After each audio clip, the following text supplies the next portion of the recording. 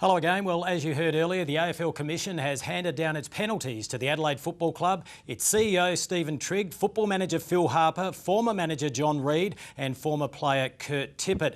Joining me now live is Tom Wren and Warren Tredrea. And Tommy, take us through those penalties again. Yeah, Kim, there are plenty of them, no doubt about it. The biggest one, though, Treaders, is, of course, Stephen Trigg. $50,000 fine, 12-month suspension, 6 months suspended.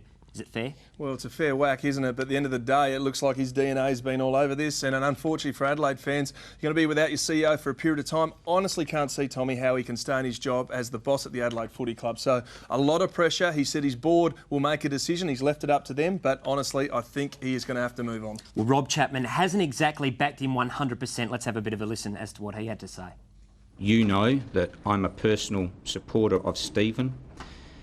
And at our club, we have a very deep, a very wide agenda for the next couple of years. I think he's the best person to lead the club through that.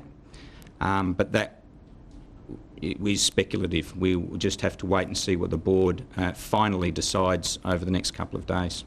OK, Treaders, let's move on to the club now. $300,000 fine. They lose their first and second round selections in next year's draft. Is that fair? Well, I think it's a hit, but I was expecting a bigger hit. I was expecting 2 14 picks to go as well. There's a lot of conjecture of what the actual evidence is at the moment, but it is in line with previous hits from Carlton and Melbourne of previous years. But as I said, I expected it to be a little uglier for the Adelaide Footy Club, so it's probably a reasonable setup. OK, let's go to John Reid and Phil Harper. Phil Harper, 6 months suspension, but 4 months are suspended, so he'll be able to start working in March. John Reid effectively can't go to football games for a year, but no fine, so he gets off OK there.